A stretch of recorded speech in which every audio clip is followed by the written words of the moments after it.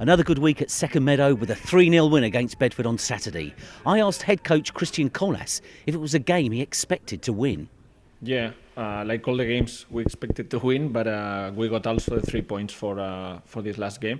It was really important. It was vital also because then we opened a big gap between them. Also, they keep their position in the bottom now. Then it was really important because also it's 6 games non-losing in league, 6 clean sheets.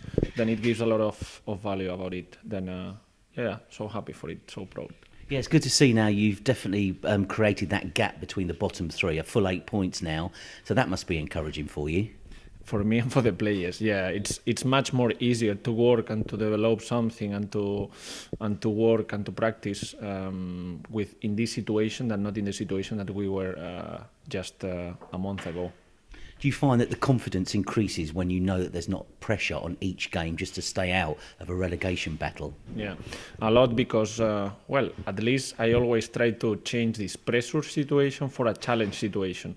But when you are in the bottom, normally players don't understand this challenge situation. It's just pressure to leave from this position as soon as possible. So on paper, a much tougher opponent this coming weekend with a trip to third place Hoddesdon Town. A defeat by a single goal to them in August. How far do you think your team have come since then? Well, our team is completely different. Also, I think that they were completely different than last game. They won like we lost first games of the season just with 1 goal, and it was all. Team was not ready, was not doing absolutely nothing, was completely blocked, unlocked to develop something and to try to draw or to win the game. Now the situation changed completely different. Now 1 week ago it was Berkhamsted here, the third one, and we draw against, I think, that the best team that played here in Second Meadow.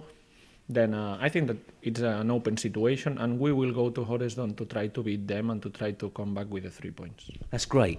You're not here for Christmas in the New Year. Have a great time and well done this year so far. Thanks so much. I hope to improve for next year, of course.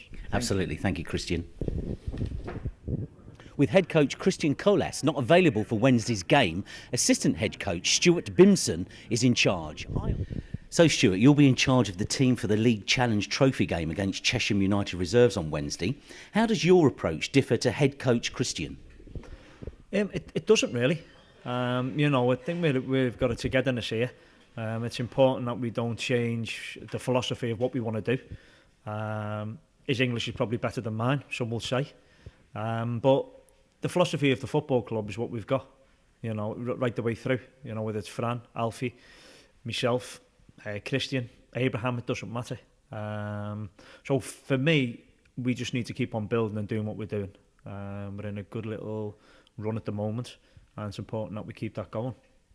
Good. Just like working with new players, when there's an entirely new coaching staff, as there was at the start of this season, does it take time to fit together?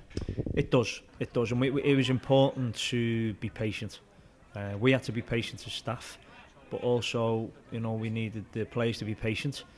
We spoke to them on a few occasions now about faith and belief, which I think are 2 really, really big factors. You've got to have faith in what we're putting together and what we're doing, and you've got to have belief that it's going to work.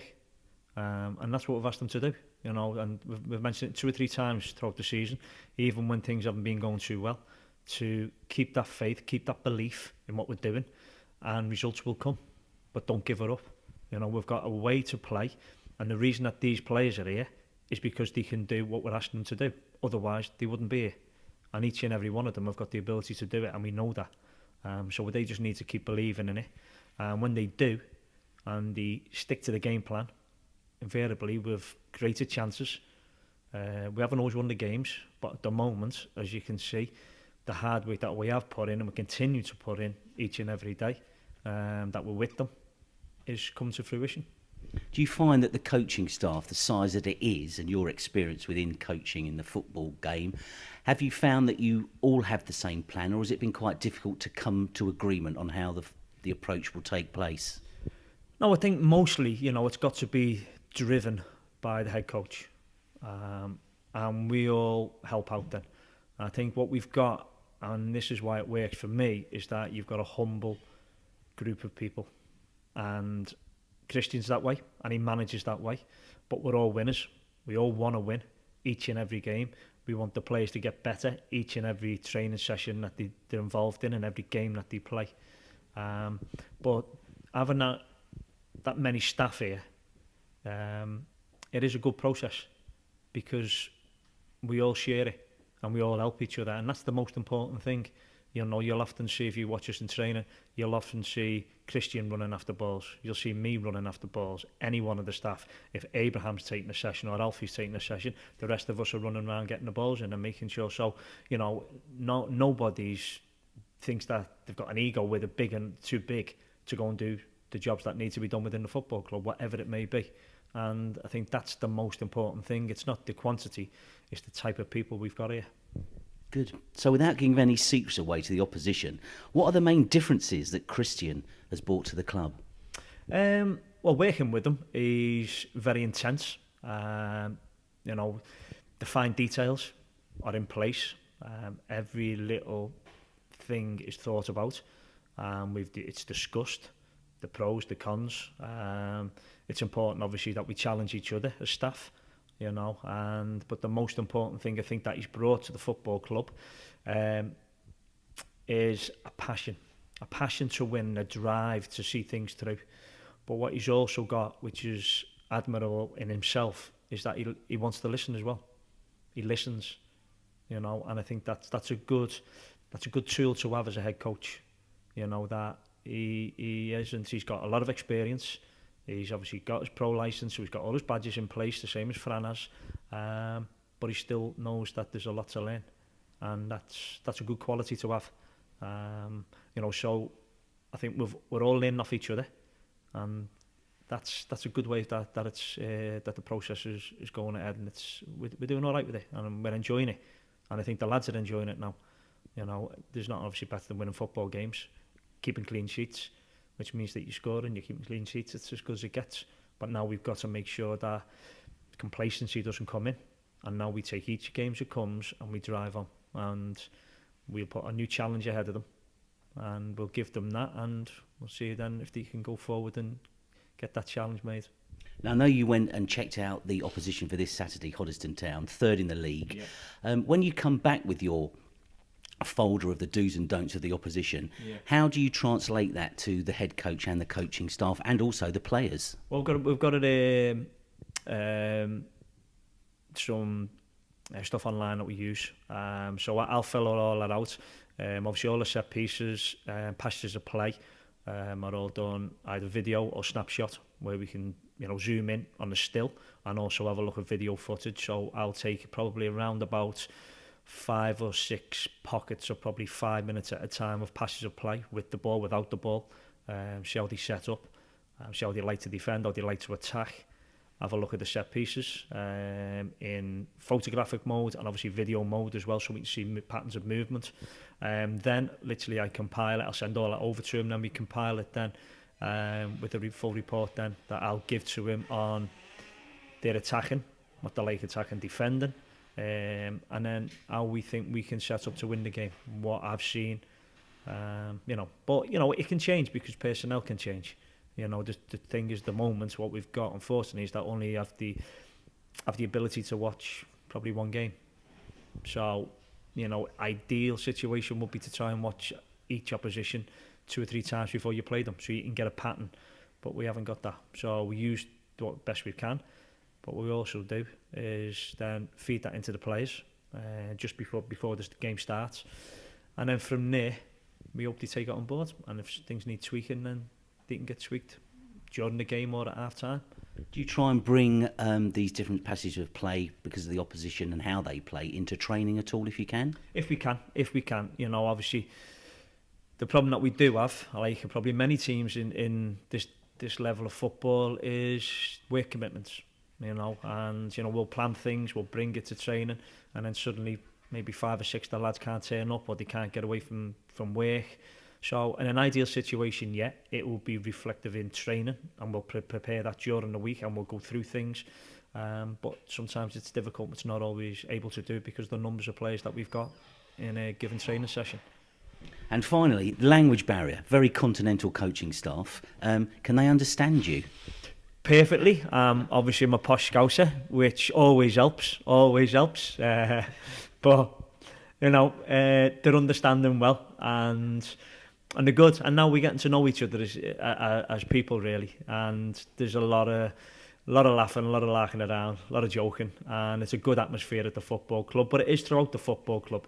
You know, the bar's a good place to be after a game. Win, lose or draw. There's good people in here. There's good people working for the club at all levels. You know, behind the scenes who are doing lots and lots of hard work. So I think it's that family club, and that's what we've always wanted. I know that's what Game was searching for, to get that family club for the community, and we've got that. I know we've got that. You know, I've been around long enough with lots of different clubs at lots of different levels, and this is similar for me to Altrincham. Altrincham was like that. Lots of people behind the scenes working for nothing, giving up their free time to do conference football, and a fantastic family club, all looking after each other. This is the same. Well, it's certainly showing in the results. So well done you. Have a great Christmas and good luck on Wednesday coaching the team. Thank you, and Happy New Year and Merry Christmas to everybody. Cheers, mate. Well done. Excellent. Good stuff. Yeah, good. So, Adam, you and Martos have kept 6 clean sheets shared between you. What's the secret?